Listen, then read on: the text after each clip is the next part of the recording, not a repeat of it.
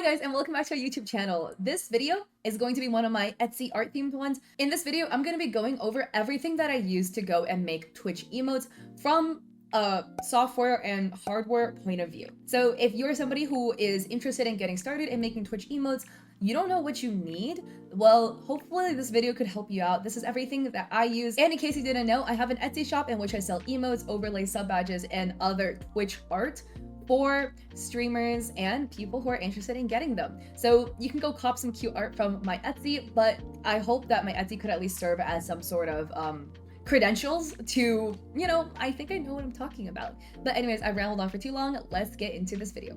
So first and foremost, I make emotes in two different softwares actually. It kind of just depends. I do make most of my emotes using a program called Clip Studio Paint EX. Clip Studio Paint has two versions. It has Clip Studio Paint Pro and Clip Studio Paint EX. The naming of Clip Studio Paint is quite confusing because EX is actually the more expensive and more cracked out version than Clip Studio Paint Pro.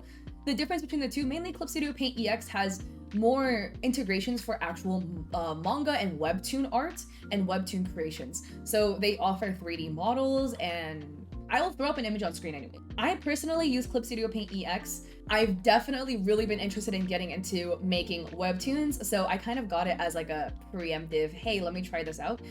I really do think that you could do everything that you need to do in terms of making Twitch emotes in just Clip Studio Paint Pro. Now, I also have an iPad Pro, in which I draw emotes in Procreate. I do make most of my emotes in Clip Studio Paint. However, sometimes I'm on the go. Like for instance, I travel a lot, so I'm on planes, stuff like that. I like to draw on my iPad, well, simply because I have no other option. I have to fish my iPad off the floor, but look at these super cute stickers that I have. I decked out both sides of my iPad case with super cute stickers from small businesses that I absolutely love. I will tag them if I remember. Hopefully Editing Cat remembers this. But for iPad specs, I have the iPad Pro, the 12.9 inch one with 512 gigabytes. For reference, I used to have an iPad Air that was 64 gigabytes, and I would use that to do digital art. I found that I capped out really quickly in storage and in layers. In case you didn't know, by the way, the amount of layers you can have open in Procreate is actually directly linked to the memory on your device. So when I had a 64 gigabyte iPad Air, I could only open like 24 layers on a 2000 by 2000 canvas, which was really difficult to work in. Oh, this is also the 5th generation iPad Pro, and I use a 2nd generation Apple Pencil. If anybody's curious, the base canvas resolution I draw my emotes in is 2000 by 2000. I realized I messed up actually. My Clip Studio Paint settings had it at 600 dpi on my computer, and I was using 300 dpi on my iPad. So I actually didn't realize this entire time. I thought I was drawing in 300 dpi across the board. Now, in terms of hardware for my computer, I use a Huion 610 Pro drawing tablet. I do not use a screen tablet. I just have never used one, so I don't really know what I'm missing out on. This tablet is only about $50, I believe, and I've had this tablet for 2-3 years now. It served me really well. I used to use the Huion 1080 Pro, and that one I found I had an issue with the charging portion of it. Basically, the charging port shook really loose, so my tablet would only connect to my computer, or not the charging, the computer cable cord. The port shook loose, so it would only connect to my computer if I wedged a pen under it so that it would be tilted upwards. For some reason, it was just the design of the tablet that made it shake loose really easily, in my opinion. This one, the port is designed a little bit differently. It's way more secure because it kind of has a nook in it that you have to shove the cable into, so it's less likely to shake around and get bent. The Huion tablet comes with a Huion pen that you have to charge. I personally don't like that pen because it is really light. So I use the Huion battery pen. I don't remember the specs of it. I will throw it up on screen, but I just like the way this feels. I've always used the battery pen. I've never used the one that it comes with because I just don't like how light it is. It also comes with a half glove for your hand.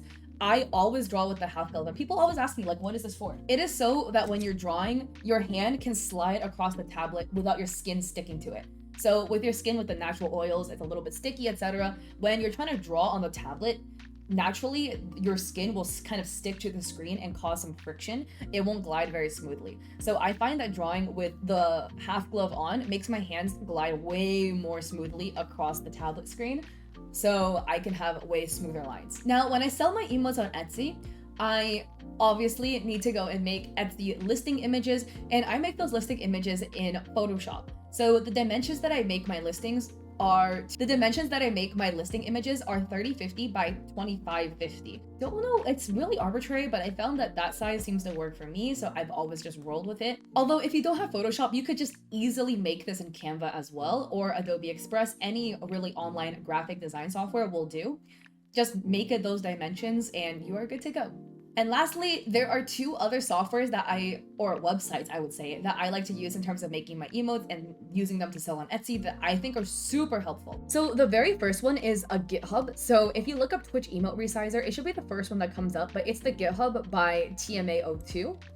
And this is a Twitch Emote Resizer. It also resizes sub badges. So let me go and see. These are some carrot sub badges I made recently.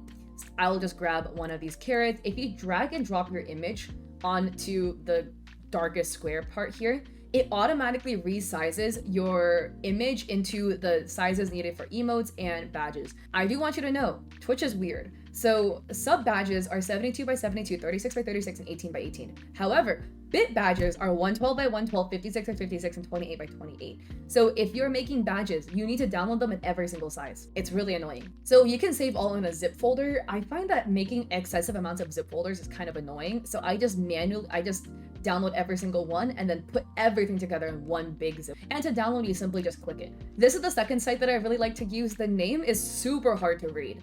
The website is applic.dev/inspect/twitch-elements. I will go and just paste this in the comment section down below to make it way easier for you guys to find because it's super annoying. This is a site in which you can test emotes and sub badges. So again, if I have my little carrot badge, if I drag it into the top larger box, it gets tested as an emote. And if I drag it into the smaller box down below, it gets tested as a sub badge.